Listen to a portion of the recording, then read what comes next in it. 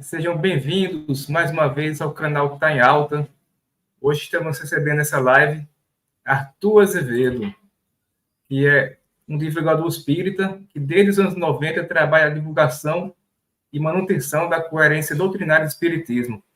Ele é autor ainda dos livros Ramatiz, Sábio e Pseudo-Sábio, Espiritismo versus Ramatizismo, Atlântida, o mito e perspectiva espírita científica, e o espírito, e o espiritismo perante seus inimigos e desafios contemporâneos, em coautoria com Lucas Fernandes e Eric Pacheco.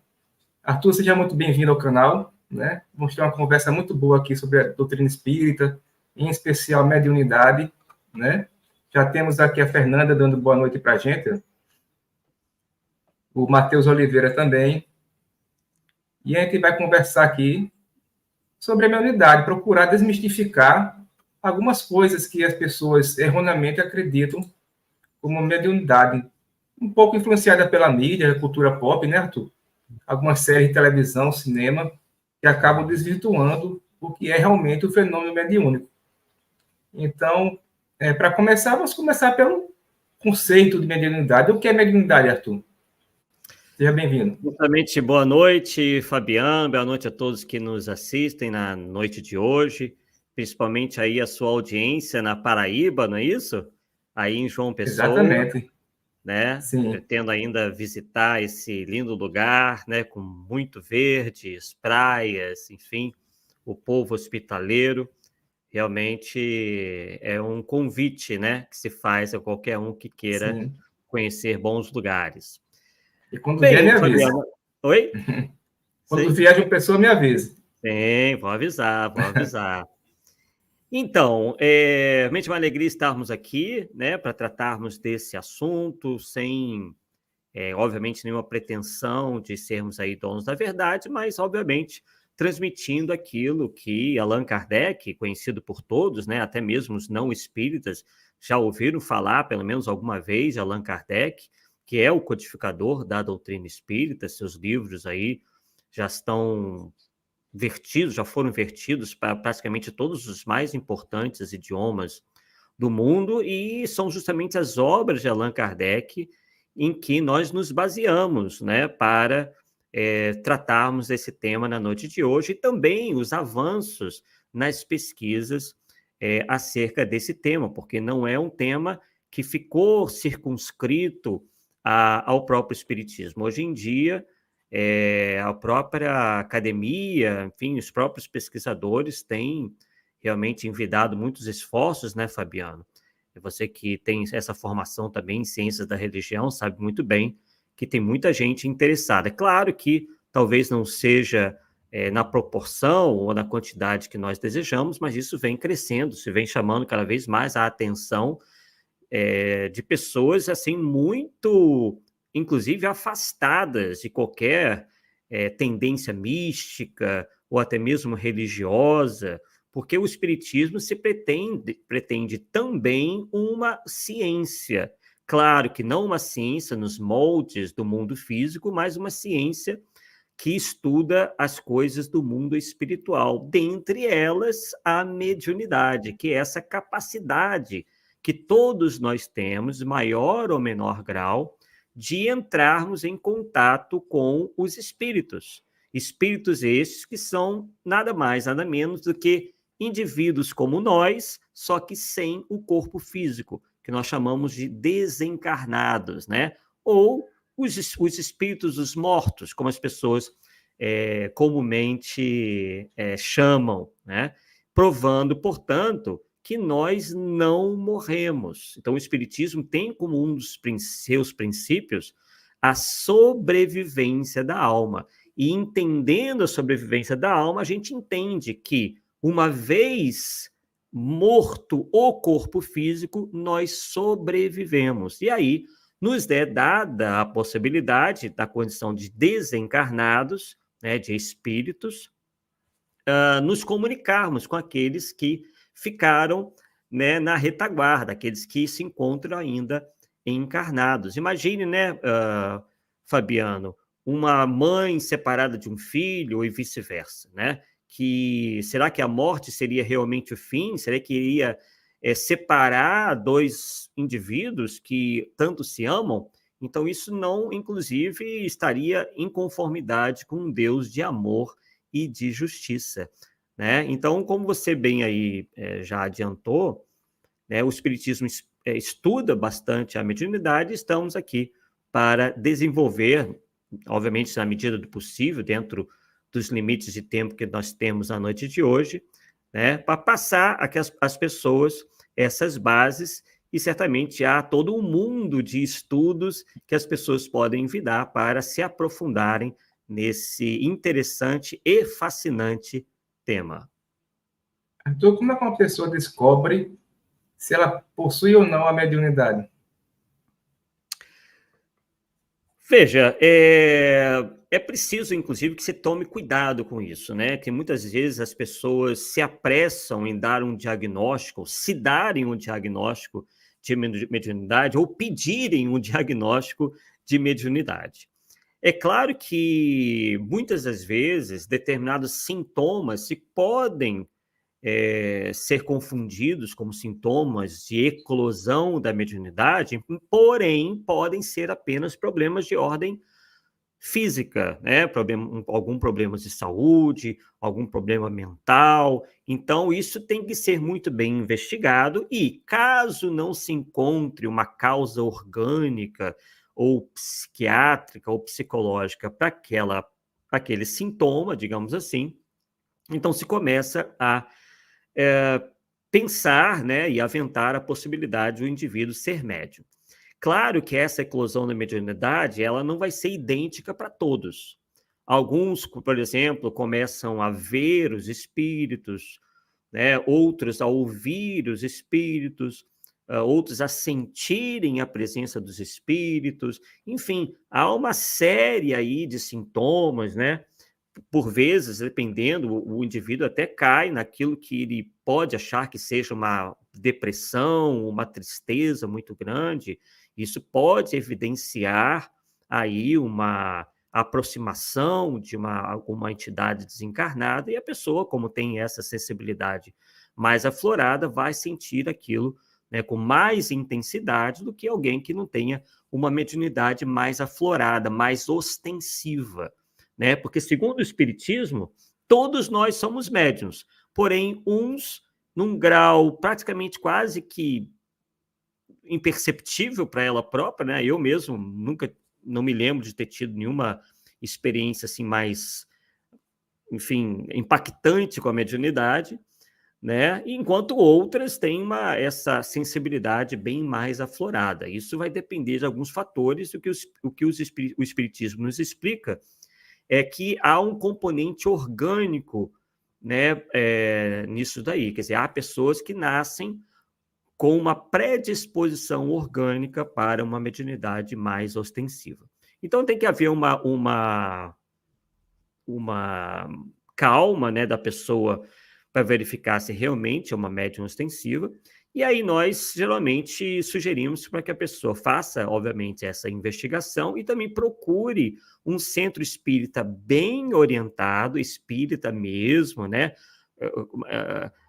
Baseado nas obras de Kardec, que estude as obras de Kardec, para que, então, com os estudos, enfim, com o auxílio lá dos confrades, né, da direção do centro, enfim, de todas as pessoas que lá se encontram, possa trocar ideias, expor essa situação, inclusive, por vezes, os próprios espíritos, em reuniões próprias para isso, podem orientar, né, não a pessoa diretamente, geralmente as reuniões mediúnicas são vedadas ao público, né, mas aí o dirigente da reunião mediúnica pode levar o caso, né, caso achar necessário, para a reunião mediúnica, para que receba a instrução dos espíritos orientadores para aquele caso onde, porventura, ainda haja dúvidas se a pessoa realmente possui essa mediunidade mais ostensiva ou não, né? Se a causa pode ser alguma outra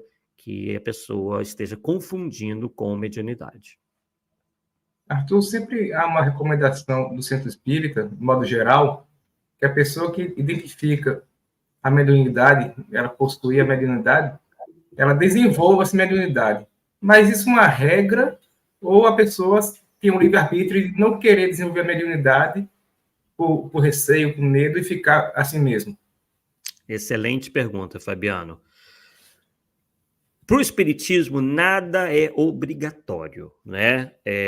O Espiritismo respeita o livre-arbítrio das pessoas. Nunca você vai ver, né? Nenhum de nós vai ver um espírita ou mesmo um dirigente espírita dizendo para a pessoa que ela tem que desenvolver a mediunidade dela, ou às vezes até se utilizando de alguma espécie de ameaça. Olha, se você não desenvolver a mediunidade, as coisas coisas ruins irão acontecer, isso e aquilo. Não, tá? Claro que há casos em que realmente fica patente que há uma mediunidade demasiadamente ostensiva ali e que deva ser educada, e que deve ser educada. Porém, ninguém vai ser obrigado, né, a educar essa mediunidade, né? Sempre vai ser um convite. Olha, segundo a nossa avaliação aqui, você tem essa sensibilidade, está com essa sensibilidade bastante aflorada.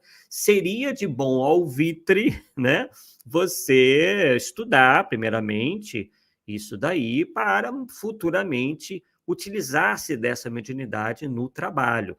Trabalho este que nada tem a ver com consultas, com peditório de dinheiro, nada disso, né? Previsões do futuro, não. A mediunidade no Espiritismo é a mediunidade que as pessoas costumam dizer, mediunidade com Jesus, isto é, onde você não ofere nenhum ganho material com aquilo, você não faz daquilo qualquer tipo de sensacionalismo, ou se passa por alguém que tem um poder espetacular, inclusive de prever o futuro, de dizer coisas para a pessoa. Não, nada disso, né? Mediunidade não é para circo, não é nada disso. É mediunidade com Jesus. Em que sentido? De auxílio tanto a encarnados, né, nós aqui da esfera física, quanto também aos desencarnados, né? Mas, obviamente, ostensivamente ligado aos desencarnados, porque, afinal de contas, médium quer dizer intermediário. E nessa condição de intermediário, é o intermediário entre... o médium é o intermediário entre os homens e os espíritos, né? Ele faz esse meio de campo, né? Como a gente fala no futebol, ele faz o meio de campo entre o pensamento do desencarnado, né, fazendo com que esse pensamento chegue aos desencarnados através dele próprio, médium, né, que cede provisoriamente o seu corpo para que o espírito se comunique. Essa comunicação pode ser a comunicação através da voz, né, chamada psicofonia, através da escrita, chamada psicografia, né? Também tem a audiência, né? São pessoas que ouvem os espíritos e aí diretamente transmitem, é uma mediunidade um pouco mais rara. Enfim, então, é isso, sempre com o objetivo de auxílio e nunca de auferir ganhos, vantagens para o médium ou também para o centro espírita. Arthur, você tocou num ponto interessante, que é sobre essa questão do médium fazer previsões sobre o passado e o futuro.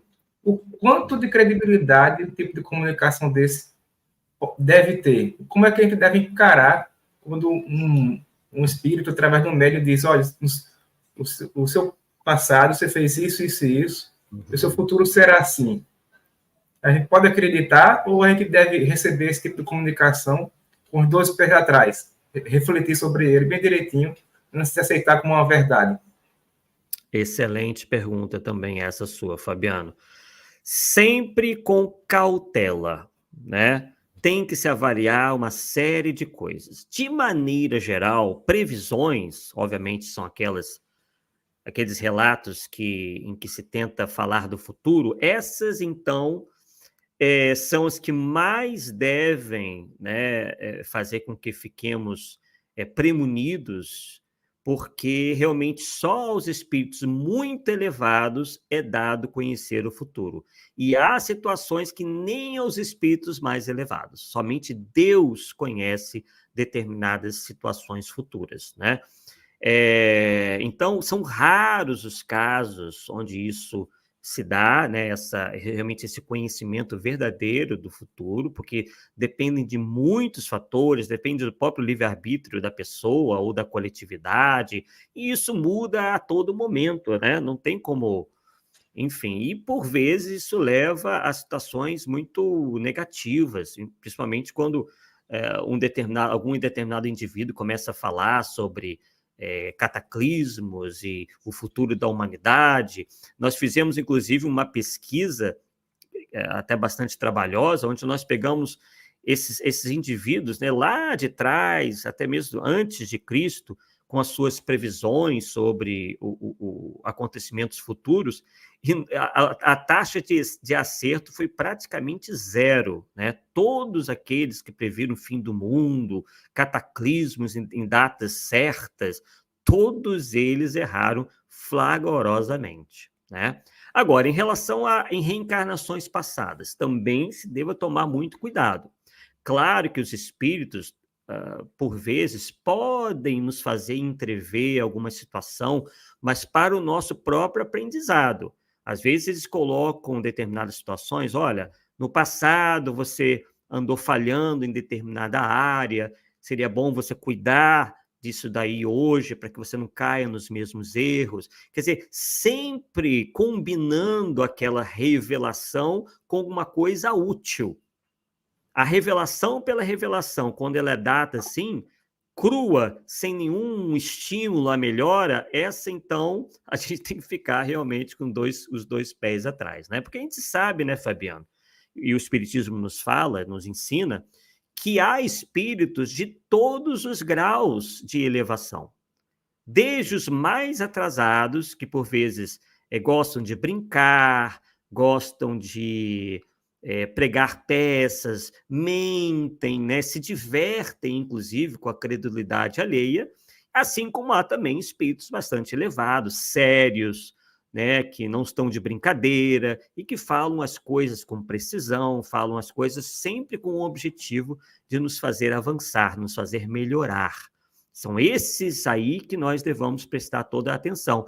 E como é que a gente distingue? Justamente mais ou menos isso que eu já lancei, né? Quer dizer, que os espíritos sérios nunca falam as coisas para atender a vãs e meras curiosidades. Eles falam sempre com o objetivo de nos fazer melhorar, progredir, né? Principalmente no campo moral, que é onde nós mais falhamos hoje e mais falhamos no passado, né? Então, eles querem sempre o nosso bem e não perdem tempo, eles são muito ocupados, digamos assim, né, e realmente são, e não perdem o tempo com quimeras, enfim, com revelações espantosas, sensacionalistas, não, né? Então, a gente tem que levar em consideração, porque muita gente acha que é espírito, pronto, sabe tudo, conhece tudo, detém todo o conhecimento do universo, e não é assim. Por vezes, há espíritos que sabem até menos do que nós, ou sabem menos de qualquer pessoa que passe aí na rua, né? E para a gente resolver os problemas, a gente não pode simplesmente se direcionar a qualquer pessoa que apareça. A gente tem que ter o critério também, né? A gente não pode aceitar conselho de qualquer pessoa. A gente geralmente aceita conselhos, direcionamentos de pessoas que se encontram preparadas para isso. Então, no Espiritismo, não é qualquer espírito que é ouvido e não é qualquer espírito que a gente vá acreditar, tá? Nós somos, pela doutrina, preparados para identificar o grau de elevação dos espíritos por determinadas qualidades que eles possuam. E aí, identificadas essas qualidades, aí sim a gente começa a levar os seus conselhos em consideração. Então, quem faz aquela famosa brincadeira do copo só está conversando com espíritos bem inferiores, né? Já que os superiores não vão participar de uma brincadeira boba dessa, né? Arthur, temos Realmente. aqui...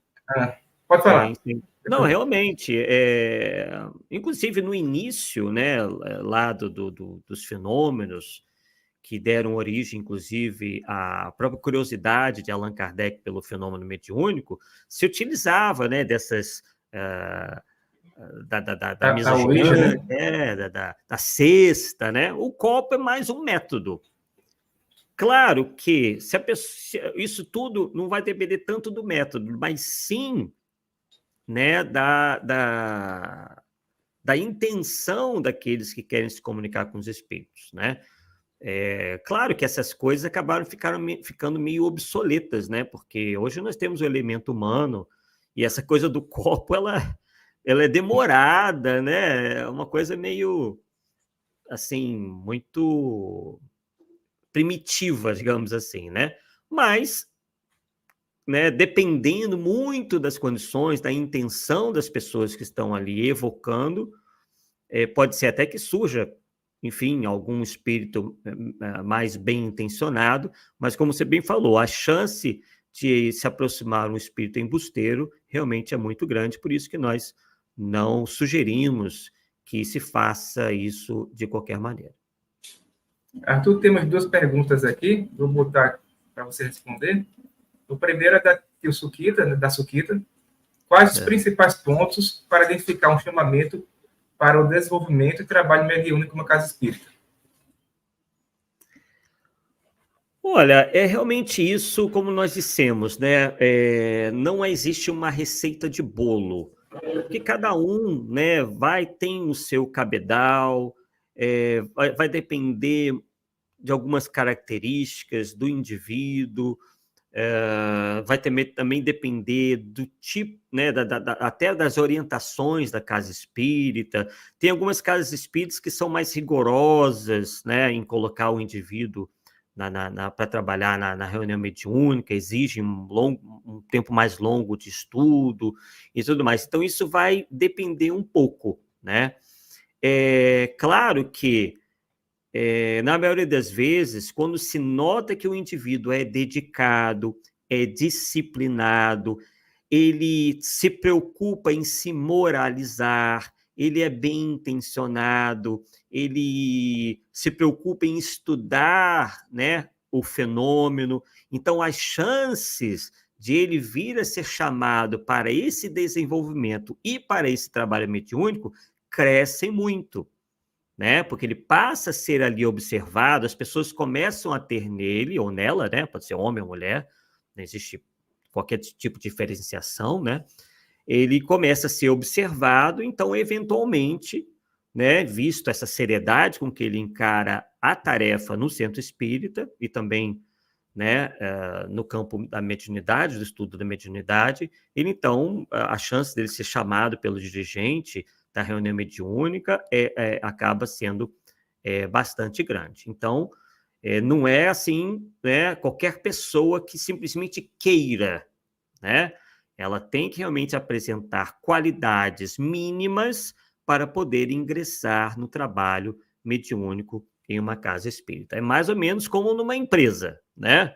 A diferença é que não tem dinheiro envolvido e tudo mais, mas os critérios de seriedade, de disciplina, de frequência, né, de nível de conhecimento são e devem ser levados em consideração. Arthur, vou pegar o gancho dessa pergunta do Tio da Sukita e depois vou passar para a pergunta da Fernanda, tá? A mediunidade, ela deve ser desenvolvida apenas na casa espírita ou é possível desenvolver no seu lar também, em casa? Tem algum risco como está isso? Perfeito, existe sim, os grupos familiares, inclusive, foram muito estimulados para Allan Kardec, né? Então, existe sim a possibilidade de desenvolver os trabalhos em casa, né? Claro, tomando seus devidos cuidados, porque a casa da gente, por vezes, não teria a privacidade necessária e talvez a tranquilidade necessária para que um trabalho fosse bem desenvolvido, né? Porque, às vezes, tem um vizinho, tem uma visita, tem um barulho, enfim, tem que se ver se a casa vai funcionar, a casa da pessoa, a residência da pessoa vai funcionar bem, de modo a proporcionar ali um ambiente tranquilo, em que não haja interrupções. Então, nós apenas vemos o ambiente da residência como não apropriado quando essas condições não são atendidas. Tá? Agora, se a pessoa consegue, né, manter ali uma certa segurança, uma certa tranquilidade, para que a reunião se desenvolva ali por 1 hora e meia, 2 horas, nós não vemos nenhum tipo de óbice, nenhum tipo de empecilho. Né? Já na casa espírita, já existe, né, toda a arquitetura, né, e é um lugar apropriado para isso. Fora isso, não há nenhuma diferença. Muitos alegam que na casa espírita as pessoas estariam mais protegidas. Não, nós não vemos fundamentação doutrinária para isso. Né?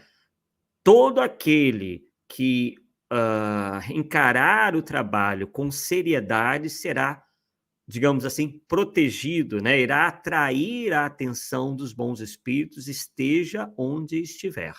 Né? Então, portanto, pode ser no lar ou na casa espírita, onde ele achar que vai encontrar melhores condições para que o trabalho se desenvolva com tranquilidade e uma mínima disciplina para que, né, a reunião possa transcorrer tranquilamente. Vamos para a pergunta da Fernanda agora. Como há o esquecimento do passado, não tem justificativa plausível para trazer à tona o seu passado e prever o futuro? Quem somos nós, né? Para querer saber nosso passado, nosso futuro, através dos médios, né? Exatamente, exatamente. Realmente a Fernanda toca aí numa questão bastante interessante, que é o esquecimento do passado. Muitos que não entendem, né, sobre reencarnação ou mesmo a doutrina espírita, alegam isso. Poxa, mas se houvesse reencarnação, nós lembraríamos do nosso passado. Não é isso que nos ensina os espíritos, né? Que realmente há uma finalidade, há um propósito nesse esquecimento. Que, inclusive, essas lembranças poderiam, inclusive, prejudicar a nossa atual reencarnação, né? Porque nós possivelmente estaríamos à lembrança de muitas coisas negativas, né? E o que faria com que os ajustes ficassem, inclusive, mais difíceis. Imagina um de nós se lembra que um irmão ou um parente qualquer, um pai, uma mãe, lhe fez muito mal numa encarnação passada. Então, esse processo de ajuste ou de reajuste vai ficar muito mais difícil. Com o esquecimento, né, isso consegue ser alcançado, esse reajuste e tudo mais, com muito mais facilidade do que se nós tivéssemos essa lembrança vívida na nossa mente. Arthur, desculpa. No movimento espírita tem uma história sobre Chico Xavier, de que a mediunidade dele teria sido medida pela NASA. Né? Despertou o interesse da NASA. Algumas versões falam da aura. Né? Mas a pergunta que eu faço em cima dessa história sobre Chico é a seguinte: é possível para a ciência medir a mediunidade? Tem como fazer isso? Não, Fabiano. Realmente, por enquanto, não há nada, né, em termos de tecnologia que possa fazer alguma detecção disso, tá? Por enquanto, é algo que vai depender de questões muito empíricas, né? Há um certo empirismo nisso daí, é mais na observação e tudo mais. Pode ser que no futuro, né, se possa desenvolver algo parecido. Essa história realmente de Chico Xavier e a NASA são mais uns daqueles causos que contam por aí, né? Que não teve comprovação nenhuma, mesmo porque a NASA não manda ninguém para os lugares para ficar fazendo medição de aura, eles nem acreditam nisso, né? Quer dizer, nem existe nenhum aparelho, até dizem que existe o aparelho, mas na verdade se chegou à conclusão de que o aparelho, na verdade, ele está ali captando certas emanações do próprio corpo físico, emanações elétricas do corpo físico, né? A tal da kirliangrafia e tudo mais, se achou por muito tempo que seria capaz de detectar a aura do indivíduo, não, né? Tanto é que numa foto kirliangráfica, né? você pode fotografar um celular que vai ter ali uma aura, e celular não tem espírito para ter aura, né? Que, na Exatamente. verdade, é uma emanação de qualquer objeto vai ter, né? Então, isso aí caiu por terra já faz tempo, inclusive, né? Então, são bobagens, né? Há pessoas que ficam criando essas histórias para que possam apresentar algum lastro científico a determinados fenômenos, enquanto que, né, não é por aí, né? Não é por aí. Arthur, temos outra pergunta aqui da Geisa, minha parceira. Ela só não está participando da live hoje, que ela está cansada, chegou de viagem, mas já deixou a pergunta dela aqui. Quando se inicia tratamento em centro espírita, quais situações devemos ter certeza que realmente estão preparados? Que nós já estaríamos preparados, é isso, nesse sentido? Sim, eu acredito que sim, nesse Ah, sentido. quando se inicia tratamento, né? Bem, claro que talvez não seja isso que ela quis dizer, mas a gente vai aproveitar. Centro espírita não é hospital, tá? Então, não existe a pretensão de nenhum centro espírita desenvolver qualquer tipo de tratamento, né? Mesmo porque isso poderia até ter problemas aí com o Conselho de Medicina, Conselho Federal de Medicina, os conselhos regionais. Então, a gente não pode apresentar nada, né, que vá ser denominado de tratamento que vise uma cura ou prometer cura, não. O que existe nos centros espíritas é a chamada fluidoterapia, né, que tem suas raízes no magnetismo e também no próprio espiritismo, né, na própria codificação espírita, que é através dos passes, né, e da chamada água fluidificada, tá? E também que a gente poderia chamar de tratamento desobsessivo, né? Quando a pessoa apresenta lá indícios de que esteja sendo obsidiada. O que seria isso?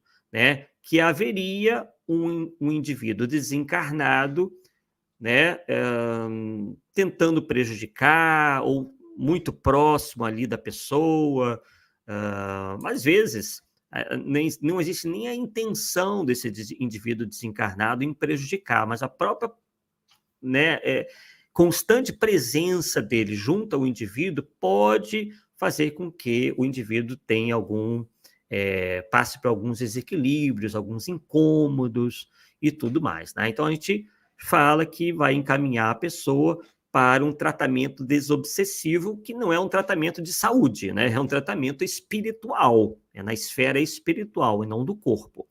Claro que nós sabemos que, atendendo por vezes às necessidades espirituais, nós indiretamente estaremos também tratando da saúde física do indivíduo, porque a gente entende o indivíduo, né, o ser, como um todo, e não apenas como um corpo físico, mas também não somente como um espírito, porque, afinal de contas, nós estamos encarnados. Então, existe uma unidade ali entre corpo e espírito no momento que nós estamos encarnados. Então, atendendo a no caso o espírito, né, nós enquanto espíritos encarnados, nós estaremos indiretamente também tratando do corpo, né? Uma vez que certos desequilíbrios psicológicos acabam trazendo também alguns problemas de ordem física, né, da saúde, prejudicando a saúde física do indivíduo. Então, é basicamente isso. Espero ter podido responder aí a nossa querida, qual é o nome dela? Geisa. Geisa. Geisa. Temos mais uma pergunta aqui, Arthur, do tio da Suquita. Como o desenvolvimento da mediunidade pode influenciar o equilíbrio espiritual? Sim, né? Se aquela eclosão de mediunidade que nós falamos no início tem, por vezes, afetado, né? Se está afetando a pessoa de alguma maneira, o desenvolvimento, a educação dessa mediunidade, desse potencial mediúnico, certamente vai auxiliar a pessoa a recuperar, a recobrar o seu equilíbrio como um todo, né? O equilíbrio psicológico e, consequentemente, o equilíbrio físico. né? Então, realmente, a gente sempre sugere que essas pessoas que têm essa mediunidade mais aflorada, como já dissemos, estudem, frequentem um centro espírita, mas, como dissemos, sem nenhuma espécie de imposição, e nem também querer convencer a pessoa pelo medo. Tem que ser algo em que a pessoa queira, que ela deseje, que ela tenha vontade. Ela tendo a vontade, aí tudo vai ficar mais fácil. Tem uns comentários aqui da Fernanda, Arthur.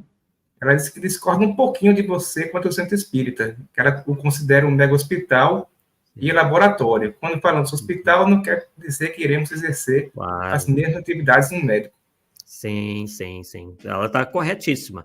O que nós quisemos dizer é que nós não encontraremos nenhum centro espírita em que essa condição de hospital possa ser confundida com um hospital mesmo, né? Assim, como nós conhecemos, né? Realmente é um hospital para atender as necessidades espirituais, não para tratamento unicamente do corpo físico, né? Mas ela está corretíssima, a ideia é bem essa mesmo. Arthur, qual a diferença entre a pessoa estar passando por um processo obsessivo e uma possessão? Bem, a possessão, ela nem sempre, né? Embora ela tenha essa carga para as pessoas que talvez não tenham um aprofundamento maior, quando se fala em possessão, né, elas pensam sempre no lado negativo, né? Mas a possessão, ela realmente não necessariamente tem esse lado negativo. A possessão, por vezes, se dá quando o indivíduo cede de tal forma o seu corpo físico a uma manifestação que praticamente se tem até uma impressão de que haja ali uma mudança total de personalidade, ou que um espírito tenha tomado o corpo da pessoa de maneira completa, né? Então, é muito interessante, né, que Kardec inicialmente rejeita a ideia da possessão e depois ele reflete, ele observa e depois verifica que realmente existe a obsessão, existe algo que foi inicialmente tida como irreal, né? Ele inicialmente não crê na possibilidade da possessão e depois ele né, estudando, muda de ideia. Mas claro que existe também a possessão como uma espécie de obsessão, tá? Se a gente entende que ali há um uso indevido, né, por um espírito do corpo do médium, enfim, do médium, inclusive atrapalhando na sua vida cotidiana. A imagem da possessão ficou muito forte na mente das pessoas por causa de filmes, né, Arthur? Como Exorcista, o Exorcismo de Emily Rose, né? As pessoas ficam logo assustadas quando se fala no termo possessão, né? Mas nem sempre é aquilo ali que acontece, né? Não, de maneira nenhuma. Mas há casos, tá? Há casos reais, né? Claro que por vezes os filmes exageram, né? Claro, eles têm que dar um tom dramático, tá? O papel deles é isso, é fazer com que o filme estoure de vendagens, porque tem cenas extraordinárias, apresenta fenômenos incríveis, tá? Mas nós não podemos negar que haja casos de obsessão gravíssimos, né, que realmente levam as pessoas a uma situação bastante difícil, né? E aí tem a questão toda do exorcismo e tudo mais, que, obviamente, retirado todos aqueles apetrechos materiais que para o espírito ele não dá a menor bola, né? Se você lançar água benta em cima do espírito, ou vir com uma cruz, aquilo para ele não vai fazer nem cócega, né? Mas se houver uma ascendência moral, né, da pessoa que quiser ali auxiliar na situação para que ela melhore, é possível sim que um indivíduo com grande ascendência moral e que saiba tratar bem da situação tenha bastante sucesso na resolução e na solução daquele problema. Arthur, temos uma pergunta muito interessante aqui do Matheus, sobre uma passagem que está na biografia de Kardec, ou aliás, de Chico, Chico Xavier, sobre o diálogo que ele manteve com Emmanuel, né? Onde Emmanuel afirma que se Chico Xavier não psicografar os livros para quais ele foi designado, ele vai retirar Chico do corpo, se não exercer a sua mediunidade. Aí ele quer saber a sua opinião sobre essa fala do Emmanuel. É bastante polêmica isso daí, né? Realmente não é de se esperar, né, que um espírito já adiantado possa fazer esse tipo de ameaça ao médium, como constam, né, dessa literatura aí, onde o Emmanuel teria dito ao Chico Xavier que se ele resolvesse parar com a psicografia, o seu trabalho de psicografia dos livros, que ele seria retirado do corpo, quer dizer, iriam dar um jeito de apressar o desencarne, a morte dele, tá? Então, isso é algo que as pessoas devem ficar tranquilas de que jamais um espírito superior faria isso, né? E nem teria, no meu entendimento, poder para tal. Só realmente cabe a Deus esse tipo de coisa. E ninguém vai ser punido por, em determinado momento, achar que não deva mais, enfim, trabalhar, né, com a mediunidade. O Chico Xavier poderia ter feito isso, né? Mas aí meio que, se é que é verdade a situação toda, né, digamos que seja, como que atemorizado por essa ameaça, resolveu dar sequência aos seus trabalhos. Arthur, sobre o médium em si, como é possível identificar quando o médium é genuíno ou ele está fingindo que é médium, está fingindo mediunidade para atrair público ou outros fins? Pois é, Fabiano, infelizmente, com o advento das redes sociais, da própria internet, que nada, obviamente, temos contra, né? Não estamos aqui falando mal da internet ou das redes sociais, mas muitos se aproveitaram dessa possibilidade mais ampla de comunicação para, infelizmente, fingirem que são médiums, né? Se apresentam como médiums sem o serem, e aí, né, como dissemos, fingem ter mediunidade para, então, falarem uma série de absurdos, né? E que, naturalmente, acabam atraindo muita gente curiosa no fenômeno da mediunidade, né? Essa fenomenologia, ela atrai muita curiosidade, e curiosidade, infelizmente, de indivíduos que não têm um conhecimento mais aprofundado e acabam, então, caindo nesses verdadeiros golpes, nessas verdadeiras lorotas contadas por indivíduos que só querem tirar vantagem. As vantagens quais são? Por vezes, ele às vezes só quer obter alguma fama, né, algum destaque qualquer, né? Ele quer talvez esses indivíduos por vezes objetivam ser venerados, seguidos, às vezes por vezes nós temos até visto que esses indivíduos têm pretensões de formar verdadeiras seitas, né? Isso é muito perigoso. E também a questão da monetização, né? Nós sabemos que YouTube, TikTok e tudo mais remuneram as pessoas, né, os donos de canal pelo conteúdo. O que não há nada de mal nisso, né? Agora, há uma questão ético-moral muito grande aí. Se o indivíduo, e acaba sendo duplo, né? Porque se o indivíduo está fingindo, já é um problema muito sério, um problema ético-moral muito sério.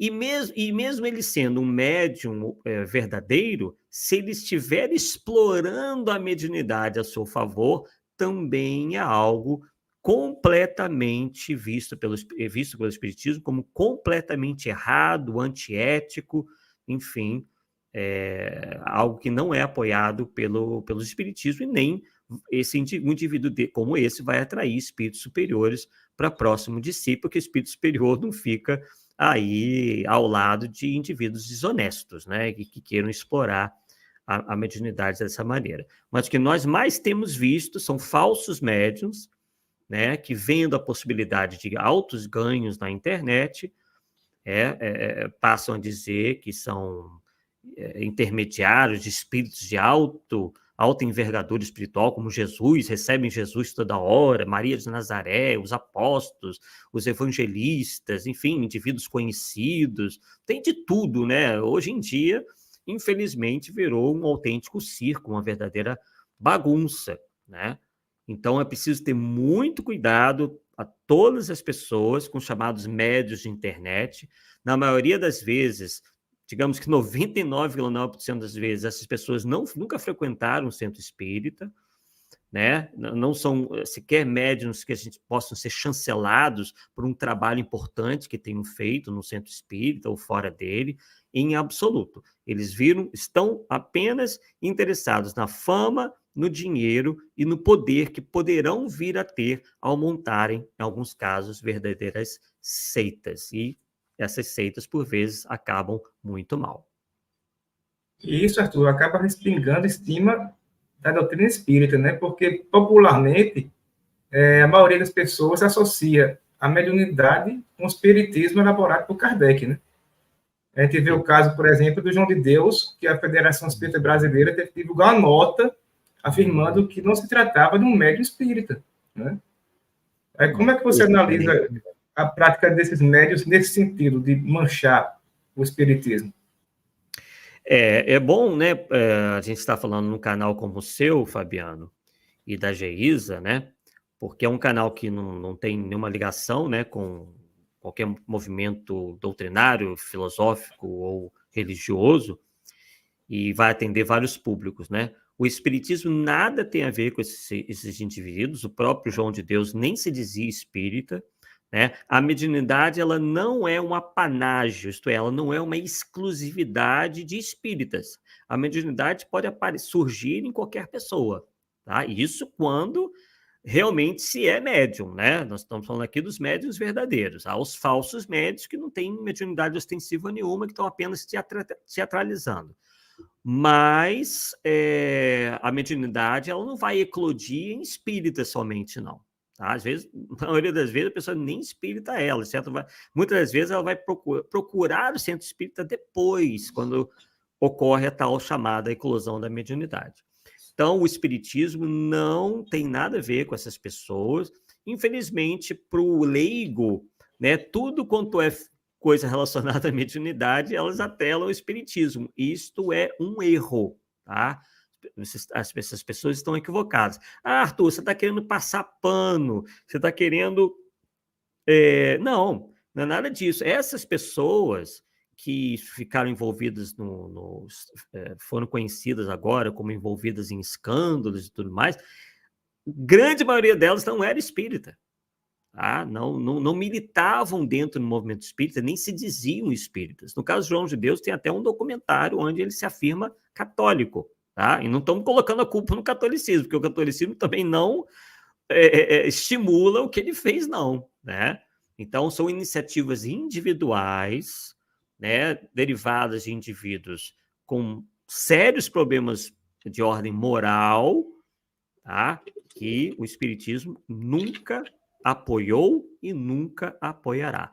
É a mediunidade exercida com ética, com sempre respeito total às pessoas. Inclusive, nós nos referimos ao passe na casa espírita e lá na técnica do passe, corretamente aplicada, sequer há o toque, tá? Nenhum passista, se algum de vocês que ainda não conhece o centro espírita, for no centro espírita, for tomar um passe, ninguém vai tocar em você, tá?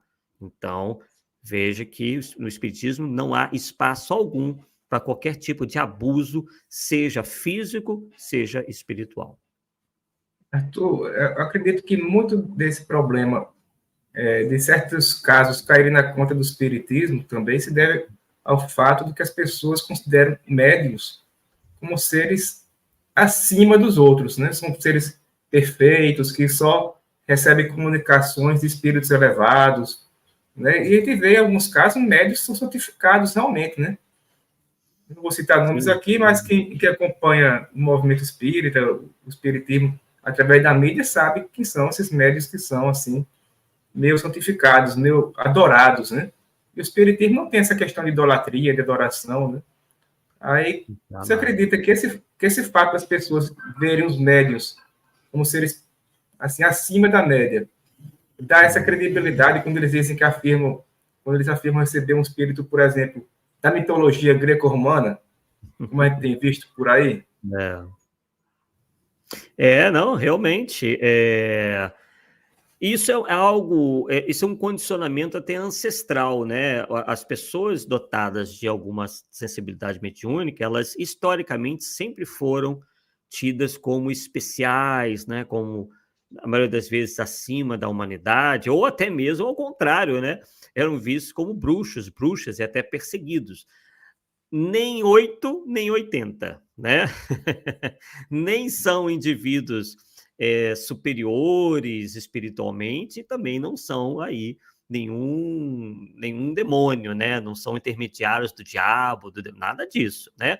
São pessoas comuns, apenas dotadas de uma sensibilidade, né, mais ostensiva, porque na verdade todos nós temos essa sensibilidade, né? Todos nós somos médiuns, né? Só que esses médiuns ostensivos, que têm essa sensibilidade mais aflorada, por vezes são erroneamente vistas como superiores pelo próprio fato, pelo simples fato, melhor dizendo, de serem médiuns, né? Isso não é verdade, isso não tem amparo nenhum na doutrina espírita, né? Infelizmente, há muitos simpatizantes do espiritismo e que, com pouco aprofundamento, acabam fazendo no médium quase como um deus ou um semideus. Tudo que ele fala acaba virando verdade. Não pode ser assim, tá? O espiritismo, ele tem seus princípios, ele tem os seus fundamentos. Se qualquer médium falar algo que seja contrário a esses fundamentos, ele vai estar falando conforme a opinião dele. Não será o posicionamento do espiritismo, tá? Inclusive, prova disso é que boa parte das vezes Kardec inseria as mensagens nos livros, né, mensagens dos espíritos superiores, e nem colocava o nome dos médiuns. Quer dizer, a figura do médium, ela é tida no espiritismo como de somenos importância, tá? Porque, claro que ele tem a sua importância, não se trata disso, mas ele não é visto como um ser especial. Ele apenas doa, né, temporariamente, né, o seu corpo físico para a manifestação do espírito. Depois disso, ele volta a ser pessoa como, né, recobra sua consciência ali normalmente, tudo, e é gente como a gente, né? Não tem nada de diferente do médium. O médium é um indivíduo como qualquer outro. O que o fará diferente é o seu esforço em ser uma pessoa melhor. Se ele fizer esse esforço, obviamente, ele vai ter uma posição de destaque, mas não uma idolatria. Vai ser admirado por ser uma pessoa boa, fraterna, caridosa, que deva ser também o objetivo de todos nós, independente se somos médiuns ou não. E o fato de ser uma pessoa boa, né, como Chico, por exemplo, né, uma pessoa caridosa, que amava incondicionalmente, também não garante a autenticidade das mensagens, não é isso, Arthur? Exatamente. Não é garantia, isso está bem explicitado no livro dos médiuns, em que lá consta que não há médium perfeito na Terra, e assim aqueles que podemos considerar menos enganados. Os menos enganados são justamente esses, né, que alcançaram um nível de moralidade, desinteresse, desapego tão grande, que são menos suscetíveis à ação de espíritos mistificadores, brincalhões, pseudo-sábios. Mas não quer dizer que em algum momento não possam, né, ter dado brecha a alguma comunicação que, por vezes, não mereça aí alguma correção. Tá? Há um erro dentro do movimento espírita de achar que tudo que tenha vindo do Chico Xavier esteja corretíssimo, que não se possa fazer nenhuma espécie de análise. Isso é um erro. Toda e qualquer mensagem advinda do mundo espiritual está suscetível a passar por uma análise criteriosa, tendo como base tanto a forma, isto é, como ela é escrita, como também e principalmente o fundo, onde se vai analisar ali todos os conceitos que estão ali sendo exarados, do ponto de vista doutrinário, do ponto de vista filosófico, do ponto de vista racional, lógico e também científico. Arthur, nós temos uma pergunta aqui muito interessante aqui da Ceci, né? Ela pergunta a diferença da doutrina de Kardec para a de Chico. E realmente é uma diferença grande, né? Porque o espiritismo, conforme elaborado por Kardec, surge em um contexto totalmente diferente, né? Século XVIII, né? Positivismo, né? Descobertas científicas, muitos mitos caindo com a revelação da ciência. E o Chico, não só ele, mas principalmente através do Bezerra de Menezes, ele ressignifica o espiritismo no Brasil, né? Então, algumas pessoas dizem que a doutrina de Allan Kardec é a doutrina de Chico Xavier. Aí, por isso que eu achei essa pergunta interessante, né? Quais as diferenças entre essas visões, né? A de Kardec e a visão do Chico. Sim, realmente muito, muito interessante. Percebemos que a Ceci Monteiro aí já reparou que existem diferenças, né? Isso é um processo histórico, inclusive o próprio Fabiano tem obras acerca disso, né, sobre esse processo histórico, porque no momento que as obras de Kardec chegam ao Brasil, lá no meio para o final do século XIX, ele encontra, né, as obras de Kardec encontram um cenário onde a Igreja Católica tinha uma influência e um poder muito maior do que hoje, né? Tipo, 90% da população brasileira naquela época era de católicos, enquanto que hoje já é um percentual bem menor, 40%, 50%, né? Por aí, que já diminuiu bastante. Então, as obras de Kardec vão ser lidas por indivíduos ainda com uma mentalidade muito católica, entendendo certos processos com base na teologia católica. E aí passam a confundir as estações, dando ao espiritismo uma faceta, uma face, uma cara que a doutrina não possui. Claro que o espiritismo, a doutrina espírita, respeita todas as religiões, porém, como nós já adiantamos, o espiritismo tem seus princípios, seus fundamentos, que lhes são próprios. E boa parte das vezes, esses princípios, esses fundamentos, vão colidir com o que ensina a teologia católica, a teologia protestante, a reencarnação, por exemplo, né? Enquanto os cristãos tradicionais acreditam na unicidade das existências, no Espiritismo nós se ensina a reencarnação. Enquanto que, para eles, um morto não pode se comunicar de jeito nenhum, porque ou ele vai para o céu ou para o inferno, ou para o purgatório, e perde completamente o contato conosco, no Espiritismo se ensina, como acabamos de falar, que é possível essa comunicação entre os chamados vivos e os mortos, né? E tem outras questões aí, né, que esses indivíduos naquela época não entenderam, então quiseram misturaram muitas estações. E é dentro desse contexto que surge Bezerra de Menezes, que era um devoto, né, era um mariólatra, inclusive, né, um indivíduo muito ligado aos conceitos da Igreja Católica e tudo mais, né? E mais adiante, passado um tempo, surge a figura de Chico Xavier, que também um ex-católico, né? Ele, inclusive, manteve até o fim da sua vida imagens dentro do seu quarto, santinhos e tudo mais. Você veja que, né, ele, embora fosse uma pessoa muito boa, em termos doutrinários, é uma pessoa que tinha lá as suas limitações. Eu sei que tem muita gente que vai nos xingar por conta disso, mas a gente não pode lutar contra os fatos, tá? Então, daí a gente vê a influência do meio na propagação do espiritismo, tá? Por isso que o verdadeiro espiritismo é o original, e não aquilo que fizeram do espiritismo aqui no Brasil, passado depois um certo tempo. Falar nisso, né, Arthur? Temos aqui uma obra que ajudou tanto o Bezerra quanto o Chico a levar o espiritismo para esse campo mais religioso, que foi os 4 evangelhos de Rustem, né? Que foi contemporâneo de Kardec, ele se interessou pelo espiritismo, estudou, mas ele quis tomar parte do processo, de ganhar alguma fama em cima disso, né? Elaborou a própria obra através de uma única médium, né? Sem os critérios utilizados por Kardec, e inseriu nesse livro que ele queria espírita conceitos católicos, como a virgindade de Maria, né? O corpo fluídico de Jesus. E esse livro dele, essa obra dele, embora não tenha tido sucesso na França, ficou até encalhado lá, né? Porque as pessoas preferiram a obra de Kardec do que a dele. Mas quando essa obra chega aqui no Brasil, influencia não só o Bezerra de Menezes, mas a formação do que viria a ser a Federação Espírita Brasileira.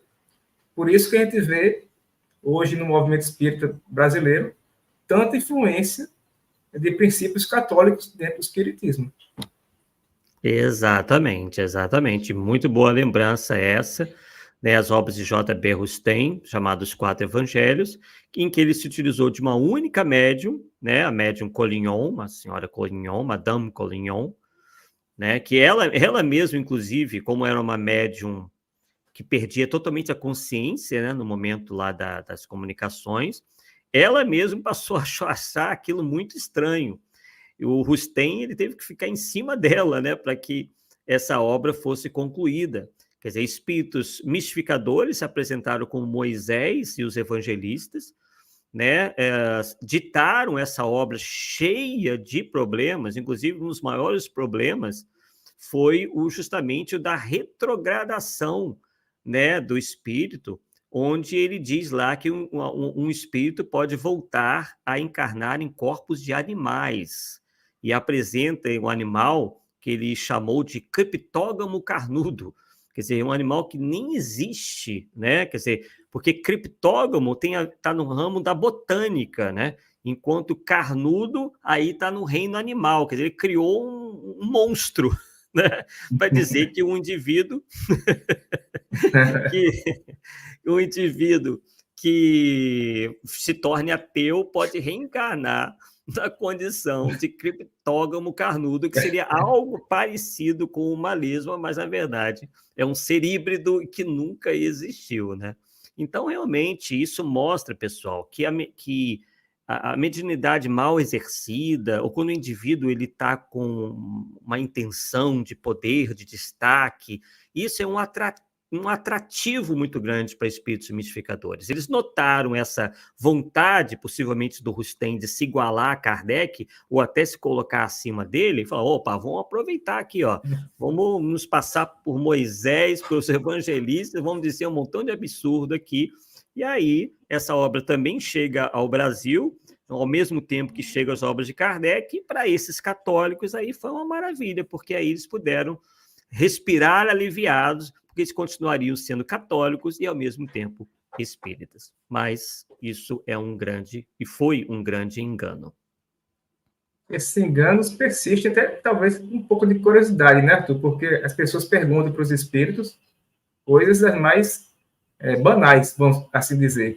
Perguntam sobre o resultado da Mega Sena, se tem vida em outro planeta, né? Como é que seria a vida nesse planeta. Pergunta coisas que não são tão importantes, porque quem estuda realmente a doutrina espírita sabe que o foco dela é tornar o homem melhor, que ele evolua moralmente. O foco não é nem o fenômeno mediúnico em si, é que a mediunidade seja uma ferramenta que é para que os espíritos superiores eles tragam realmente aquelas comunicações, reflexões, pensamentos que ajudem a pessoa a se tornar melhor, né? Moralmente e espiritualmente falando. Então, quem vai buscar um médium, seja ele espírita ou não, buscando previsão do futuro, saber se tem vida em Marte, disco voador, realmente está pelo caminho errado, né? Porque o espiritismo não se presta a isso. E eu acredito que outras religiões mediúnicas, como a Umbanda, como o Candomblé, não posso falar com certeza, mas eu acredito que elas também não vão por esse caminho, né? Exatamente.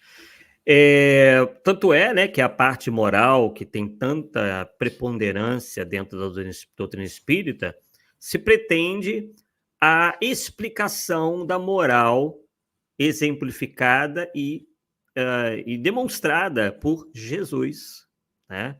Quer dizer, porque Jesus, na verdade, não criou a moral, na verdade, ele quis passar a nós as leis morais, que são as leis de Deus, né? E o Espiritismo entende que, compreendendo bem essas leis morais e colocando-as em prática, nós, aí sim, ascenderemos espiritualmente, tá? Então, segundo o Espiritismo, não adianta fazer ritual, penitências, promessas, ficar apenas escutando palestra, acender vela, coisas materiais. Não. Tá? O mais importante, como você também já falou aí, né? Não é ficar especulando sobre vidas em outros planetas, disco voador.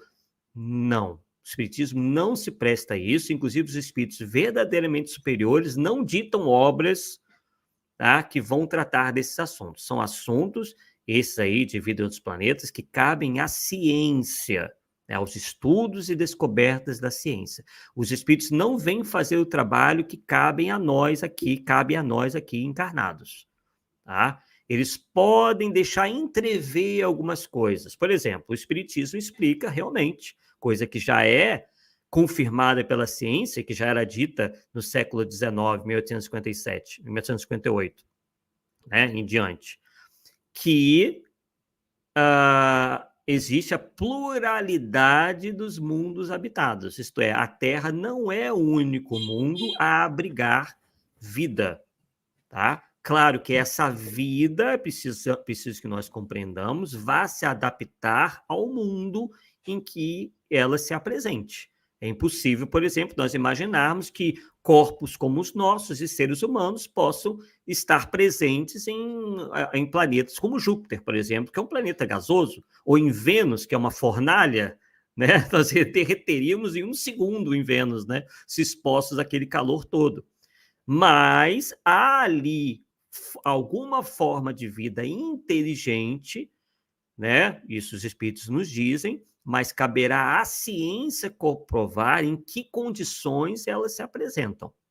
Tá? Não cabe aos espíritos fazer isso daí. Então, muito cuidado com essas descrições de pessoas ou de espíritos que dizem descrever vida em outros planetas, porque também essa é outra coisa que nós pesquisamos, e o Fabiano também o faz. Nenhum espírito até hoje acertou nada em relação a isso, né? Assim, houve espíritos que especularam, que eu quero dizer é o seguinte, há muitas comunicações especulativas, e aí o tempo passou e se mostraram completamente falsas, né?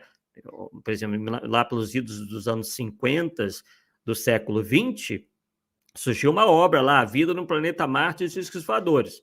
O espírito lá descreveu que existe vida física em Marte, disse naquela época que tinha mar, floresta, vegetação, lago, né? E ainda previu que dali a algum tempo a ciência ia confirmar tudo o que ele disse.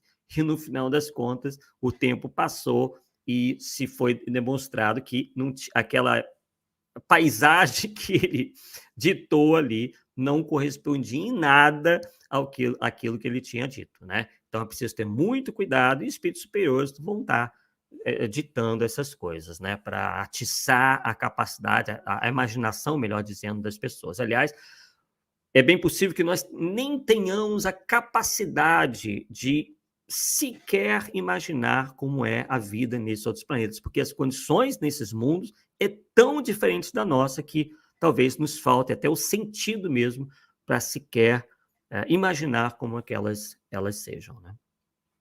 Então você tocou num ponto interessante, que é a questão desses romances mediúnicos, como se costuma chamar normalmente, né? Essas obras que se apresentam como complementares à obra de Allan Kardec, mas que muitas destoam dos fundamentos dessa obra de Kardec. E são amplamente consumidas pelo movimento espírita, mesmo sendo alvo de alertas de médiuns e oradores como o Divaldo Franco e o... Meu Deus, esqueci o nome do outro, mas tudo bem. Uhum. Há esse tipo de alerta, né? Parte dos oradores quanto à qualidade das informações dessa obra, né? Como é que o público deve analisar as revelações dessas obras? com todo o cuidado também, né? Como já dissemos anteriormente, tudo deva passar pelo crivo da razão, da concordância, né? A gente vê qual é o posicionamento da ciência em determinados assuntos, né? Porque às vezes essas obras acabam tocando mais de perto em questões do nosso mundo. Então a gente tem que verificar se estão realmente compatíveis, né? Porque os espíritos têm suas opiniões, né? Eles acertam muitas coisas, né? Mas também podem estar equivocados em outras. Então, a gente tem que entender que qualquer obra, né, possa conter alguma ou algumas inexatidões, por mais que sejam oriundas de médiuns considerados sérios, espíritos considerados sérios e tudo mais. E a gente se apegar principalmente ao conteúdo moral. Esse é o mais importante, como bem adiantado pelo Fabiano. O objetivo do espiritismo é nos fazer melhores, principalmente em termos morais, porque é isso que geralmente representa a nossa maior dificuldade. Se nós estamos encarnados num mundo ainda tão atrasado, tão cheio de problemas, dominado pelas mais paixões, é que nós ainda temos essas mais paixões dentro de nós. E só combatendo-as que a gente consegue superar essas mais paixões, substituindo-as por virtudes, né? Então, o espiritismo é um apelo a que nós cultivemos cada vez mais as virtudes e nos desapeguemos cada vez mais das coisas materiais. Não que as coisas materiais não tenham sua importância. Ninguém está dizendo, né, para a gente se isolar do mundo, relegar a família, a casa, não, né? Mas passar por esse mundo, porém sem dar às coisas do mundo uma importância maior do que elas têm. Procurarmos focarmos muito mais nas nossas necessidades espirituais do que nas materiais. Por vezes a gente percebe que muitos de nós passam pela vida apenas pensando em dinheiro, em amealhar bens materiais, se esquecendo da parte espiritual. Nós esquecemos que um dia nós vamos desencarnar, nós vamos morrer, e nós não levaremos caminhão de mudança, né? Ao contrário do que os egípcios pensavam, né? Os faraós lá, eles praticamente eram enterrados com tudo de mais valioso que tinham, porque eles tinham a concepção que o espírito ia precisar dessas coisas no mundo espiritual. Mas é claro que a gente tem que verificar que isso foi há milhares de anos atrás. O desenvolvimento intelectual e moral da humanidade naquela época era pífio, né? Não que hoje nós estejamos assim, tão melhores, mas desenvolvemos, né, progredimos em vários aspectos que a gente consegue ver que isso não tem o menor fundamento, né? Então, quando o que nós levaremos da vida é aquilo que nós efetivamente tivermos feito com ela. E se nós tivermos só apegados às coisas materiais, realmente nós chegaremos do outro lado bastante pobres espiritualmente. Muito importante a sua observação, Arthur, porque a gente vê que, para muitas pessoas, o selo que carimba a autenticidade dessas obras, né, que a gente chama de romances mediúnicos, é o nome do médium e do espírito que ditou, né? Então, se for aquele determinado médium e aquele determinado espírito, é uma verdade e é daquele jeito. E para algumas pessoas não adianta nem você contestar, conversar, não é bem assim, é preciso ter critério e tal, mas as pessoas, de certa forma, estão fascinadas, né? Não, esse espírito aqui é superior, olha aqui a revelação que ele trouxe. E a gente vê muito isso, por exemplo, com o tema de colônias espirituais, né? Tanto que tivemos 2 filmes baseados na obra de Chico Xavier, né? Mostrando essa realidade da colônia, espírito tomando sopa, né? E mundo físico, com indústrias, com bônus hora, que seria uma espécie de salário. Aí você pensa um pouquinho, poxa, mas eu já passo por isso aqui no mundo físico, tem necessidade de, no mundo espiritual, ter isso também? Realmente, certas descrições são descrições muito materializadas do mundo espiritual, excessivamente materializadas, né? Realmente quase que transportam tudo daqui para lá. Há algumas outras obras, inclusive, eu acho que do Chico Xavier estão fora dessa, mas que pretendem seguir a mesma linha, né? Que dizem aí que até que o espírito engravida. Então, lei de reprodução no mundo espiritual, você veja, quer dizer, porque para engravidar vai ter que haver relação sexual, isso está dentro da lei de reprodução, só que espírito não se reproduz, não existe isso, né? O espírito nasce, não é da barriga de um outro espírito, é todo um processo de evolução anímica, né? Não tem nada a ver com gravidez do mundo espiritual. Então, essas viagens aí, realmente, né? Ajudam a passar para o leitor uma ideia completamente deturpada do mundo espiritual, né? Fantasiosa. Como é que a gente sabe que é deturpada? Porque tem muita fantasia, tem coisas que agridem o bom senso, agridem, inclusive, aquilo que nós já conhecemos através da própria doutrina espírita, através dos espíritos que comunicaram em Allan Kardec, com Allan Kardec, né? Então, é preciso estar muito atento a isso daí. Há hoje uma grande indústria de produção dessas obras, de falar de umbral, e aí começa com umbral, aí depois está falando de dragão, de dragões, aí toda uma mitologia começa a aparecer, magos negros, quer dizer, atiçando aí a ideia que se tinha no passado do chamado inferno, do demônio ou dos demônios, né? Coisas que o espiritismo ajuda justamente a derrubar, e esses pseudo-médios aí estão querendo fazer renascer. Então, são propostas que não são espíritas, por vezes são tidas pelos leigos como espíritas, mas não tem compromisso doutrinário, compromisso espírita nenhum, absolutamente nenhum. Arthur, e como você considera a afirmação que algumas pessoas criticam, assim, dizendo, mas o espiritismo não pode ficar parado em Kardec, ele tem que avançar, né? Como é que deve ser analisado esse tipo de afirmação? Kardec mesmo colocou que o espiritismo não deu a última palavra. Ele não seria realmente louco de dizer que deu a última palavra, porque tudo avança, tudo progride, né? Agora, o entendimento desse progresso é que anda deturpado na cabeça das pessoas. Elas tendem a acreditar que qualquer coisa que apareça vai necessariamente ser um progresso do espiritismo, ou a qualquer novidade que apareça vai se constituir uma verdade que vai ser assimilada pelo espiritismo. Não é assim que funciona, tá? Os critérios do espiritismo são muito mais complexos do que isso.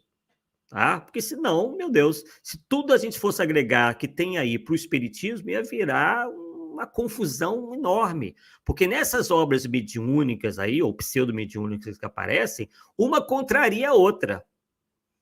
O que demonstra que não são confiáveis, porque elas não têm uma unidade. Então, claro que pouco a pouco, né, a gente vai avançar de modo a dilatar determinados conhecimentos, mas isso se dá gradativamente. Para nós termos uma outra revelação, por exemplo, como a doutrina espírita, vai levar um tempo, até que pelo menos os fundamentos do espiritismo sejam suficientemente bem compreendidos. Tem gente querendo saber o sexo dos anjos, ter revelações assim, grandiosas, sem conhecer o fundamento, sem conhecer a base.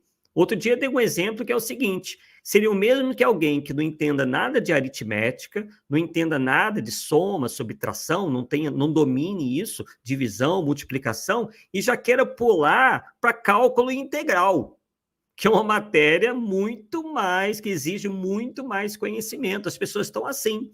Elas não sabem o elementar, né? Não estou dizendo nem que a obra de Kardec seja tão elementar assim, porque se pode passar uma encarnação inteira estudando as obras de Kardec, que não são só 5, né? São mais de 20, né?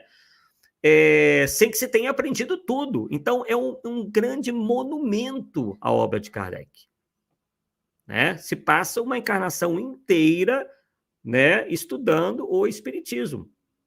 tomo por mim mesmo, né? Não estou falando nem pelos outros, estou falando por mim. Eu comecei lá por volta dos meus 12, 13 anos, né, na Mocidade Espírita, num estudo em grupo, né, do Livro dos Espíritos, e me considero um estudante ainda com poucos conhecimentos, porque é muita coisa.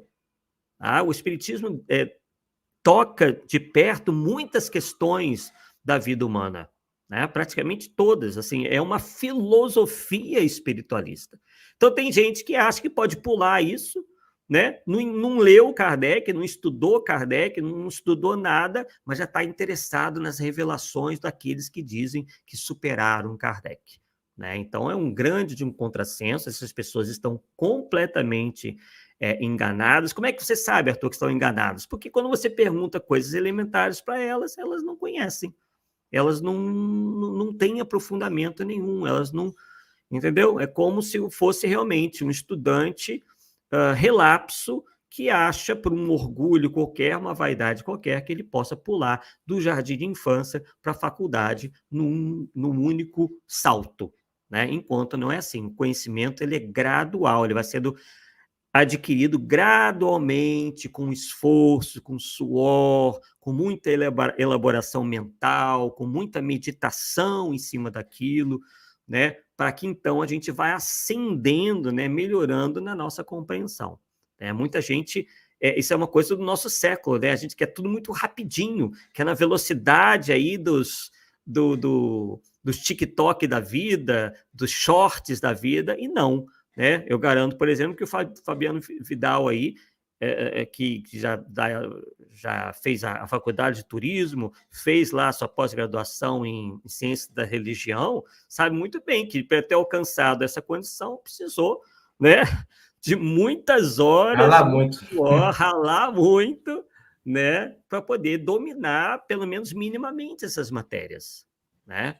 Então, e no campo da espiritualidade, como o pessoal anda dizendo aí, virou essa espiritualidade que a gente chamou de fast food, porque as pessoas acham que é assim, foi lá, pagou e recebeu, e aquilo vem rapidinho, você consome, pronto, e não é assim.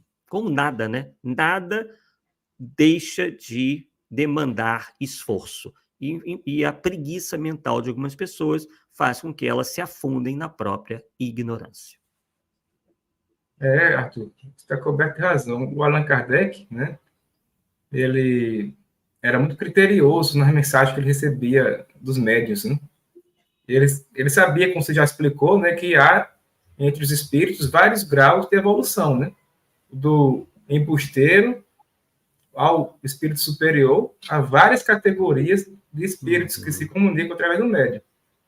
E como não é possível identificar com 100% de clareza a identidade daquele espírito, então ele criou uma metodologia para selecionar essas mensagens que fariam parte do corpo doutrinário do espiritismo, né? O controle universal do ensino dos espíritos, né? Que você já explicou mais ou menos em respostas anteriores. Mas você acredita que essas obras ditas complementares têm tido esse cuidado, esse critério na seleção dessas mensagens mediúnicas? Fabiano, como já deixamos entrever, né? Não, infelizmente não. Para aqueles que não conhecem como que tem acontecido isso daí, como já adiantamos, tem surgido um grande comércio em torno dessas temáticas, porque há um grande número de consumidores, há muita gente interessada nesse assunto.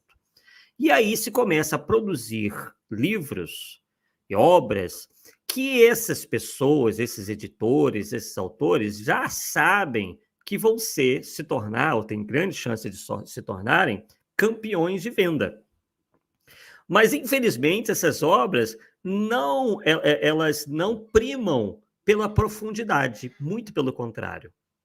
O que vende mais é o conteúdo rasteiro, raso, superficial, sensacionalista. É isso que vende muito. Tem aí, nós temos até denunciado, né, essa impostura de alguns médiuns ou pseudo-médiuns, muitos deles eu acredito que nem médiuns sejam verdadeiramente, que monta, inclusive, a primeira coisa que eles fazem é montar suas próprias editoras para que não tenham que dar satisfação a nada e a ninguém. Porque nas editoras espíritas sérias, a obra que chega até lá a eles passa por uma análise, né, de uma banca de outras pessoas entendidas no assunto, no caso do espiritismo. O meu livro, por exemplo, meu primeiro livro, Ramatiz Sábio Pseudo Sábio, ficou quase que 1 ano lá na editora AM, em Capivari, uma ótima editora, inclusive, né? Passou pelas mãos aí de vários confrades espíritas, que estão até hoje aí militando, né? Isso lá nos anos 90, né? Agora, infelizmente, de lá para cá, não é isso que tem acontecido. Né? As pessoas estão interessadas, muitos, não são todos, mas muitos são interessados apenas na vendagem. Se aquilo lá é verdadeiro, está em conformidade com o espiritismo, com a ciência, com a lógica, eles não querem saber. Eles sabem que tem muito público que vai atrás dessas obras sensacionalistas e que aquilo vai vender muito e eles vão encher os bolsos. Tá? Então, infelizmente, esse é o quadro que acaba levando a esses absurdos aí, que a gente tem visto, né, nessas obras aí que são divulgadas por esses indivíduos aí completamente descompromissados, eles querem mais levar vantagem. E que acaba, muitas vezes, sendo mais lidos, estudados do que o próprio Kardec, né, fundador da doutrina. Bem mais. Algumas pessoas até dizem que a obra de Kardec é de difícil entendimento. Né? Eu já... Você sabe bem, né? Você teve uma vida acadêmica bastante longa e sabe muito bem como é que andam, né? Como é que anda o nível cultural e educacional médio do brasileiro, né? Anda muito baixo, né? E aí não consegue entender um texto. Então, pesquisas já indicam, né, que mais de 70% dos brasileiros são analfabetos funcionais. Então, tem que ser quase uma coisa desenhada para muitos entenderem. E aí, essas obras, como já disse, né, rasteiras superficiais, rasas, enfim, acabam fazendo sucesso porque elas também são de fácil entendimento, uma linguagem também muito em conformidade com o conteúdo.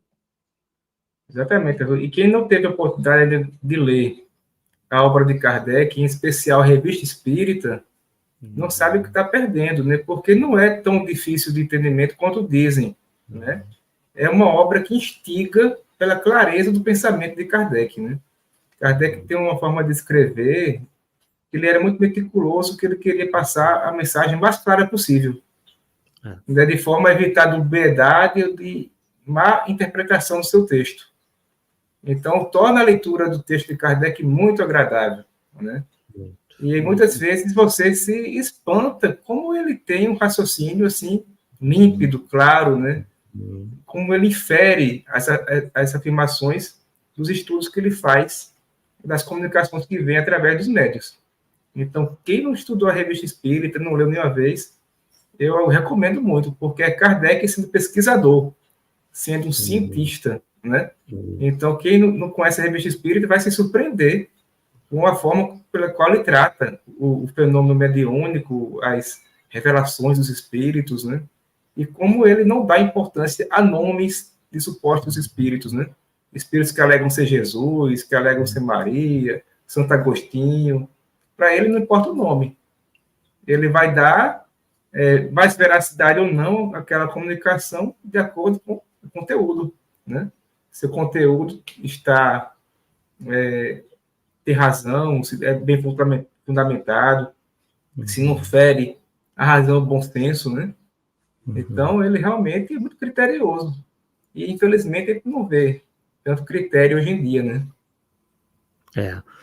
Mas eu acredito que no futuro, né, que a gente não sabe dizer exatamente quando, né, mas o bom, ele acaba durando muito mais. É mais ou menos como na música. A gente percebe que as melhores músicas atravessam os tempos. Quem que não sabe quem é, né? Quem não sabe que existiu um Beethoven, Mozart, um Chopin? E viveram aí há 200, 300, 400 anos atrás.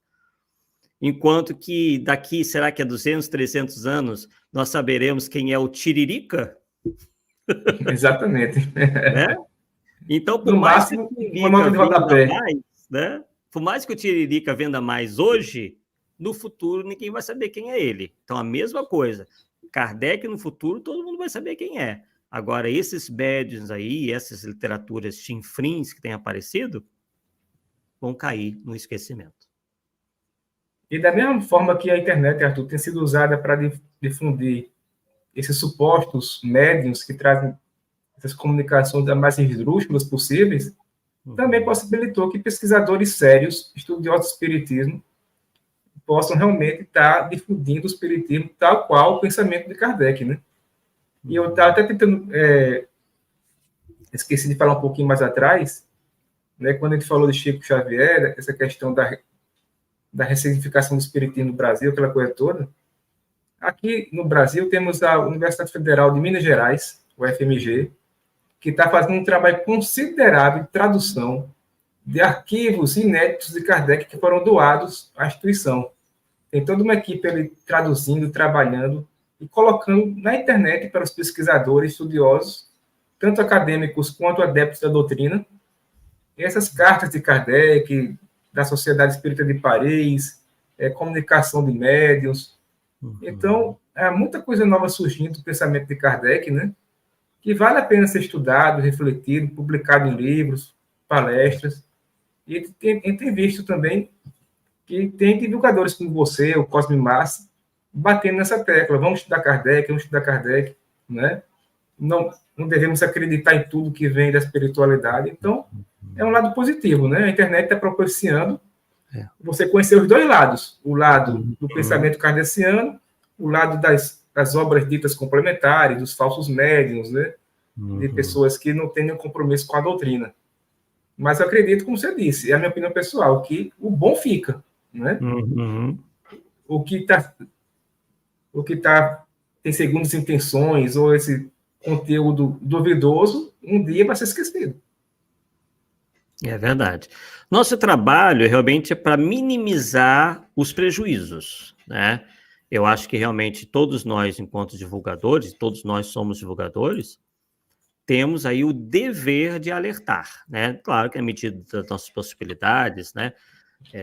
E da ocasião, né? Nem sempre existe essa brecha, mas o que pudermos fazer para alertar e, acima de tudo, divulgar o verdadeiro espiritismo, e não esse falso espiritismo que estão espalhando por aí, eu acho que é realmente a melhor maneira de as pessoas notarem, né, que é uma diferença gritante entre a proposta verdadeiramente espírita e essa que é uma cópia grotesca, né, de indivíduos que realmente não estão interessados no próximo, estão interessados apenas em si mesmos. Né? Então, como você bem falou, a internet é um ambiente democrático, onde as propostas vão estar aí. Cabe a nós termos discernimento para escolhermos o melhor lado. Arthur, eu quero agradecer você pela sua presença aqui no Tá em Alta hoje, essa live, né? O objetivo dessa live hoje não foi apenas tratar do espiritismo para espíritas, mas trazer para o público em geral, do Tá em Alta, aqui, pessoas que não são espíritas, que são estudiosos, que pertencem a outras religiões, conhecer um pouco sobre o tema da mediunidade, né? O que é dito pelo espiritismo e confrontar o que diz a doutrina com essas coisas que se vê no cinema, televisão, cultura pop, né? E na própria internet, né? Com algumas pessoas que trazem essas supostas comunicações espirituais, né? Então, eu espero que essa live tenha ajudado a desmistificar essas informações, né? Que vem do cinema, da TV, essa influência toda. E eu espero que as pessoas tenham entendido a mensagem, por isso que eu pensei em você. Você tem feito esse trabalho de formiguinha, mas está dando resultados, né? De difundir o pensamento de Kardec, difundir os princípios da doutrina. E eu espero que realmente as pessoas tenham gostado, que você também tenha gostado, Arthur. Né? A gente já se conhece há muito tempo, né? É verdade. Você prefaciou um livro meu, que estou para relançar, viu? Sim. Já estou fazendo as correções. Mas eu espero que as pessoas realmente o público em geral tenha gostado e tenha visto que o Espiritismo não é uma colcha de retalhos, uma doutrina séria, né? Sim. E também queria agradecer a quem está aqui até agora, né? A Fernanda, o Matheus, o Keine e tantos outros que acompanharam até agora. Aí eu vou deixar, Arthur, um momento para você fazer as suas considerações finais, antes de encerrar. Sim, obviamente agradecendo aí pela oportunidade, né, que nos foi concedida, levar principalmente, né, a aqueles que não conhecem ainda o Espiritismo, que por vezes têm uma ideia errônea, né? O Espiritismo respeita todos, respeita todas as religiões, né? Propugna pela liberdade de pensamento, liberdade de consciência, estudamos sobre isso, né? Pregamos isso, né? Não diz que apenas pelo Espiritismo que o indivíduo vai alcançar a chamada salvação, não é uma doutrina exclusivista, não tem nada disso. Respeito o livre-arbítrio das pessoas, mas mostra um caminho, que se a pessoa se afeiçoar por aquele caminho, obviamente nós temos a convicção de que o Espiritismo tem muito a oferecer. Eu costumo ler também praticamente de tudo que aparece por aí, e eu, particularmente, não conheço nenhuma doutrina espiritualista mais profunda que o Espiritismo. E aí, né, a gente vai, obviamente, fazer a diferenciação, que esse pseudo-espiritismo que anda por aí nada tem a ver com a proposta original, é uma proposta desvirtuada, desviada, né? E espiritismo é aquele que foi codificado, organizado por Allan Kardec, né? A gente sabe que há religiões que também lidam com a mediunidade, mas não são o espiritismo. São respeitáveis, mas não são o espiritismo, tá? Tem conceitos diferentes, práticas diferentes, que nós, espíritas, não adotamos, né? Temos o direito de fazer essa opção, assim como esses nossos irmãos de outras religiões têm todo o direito de praticarem, acreditarem, né, naquilo que abraçam, tá?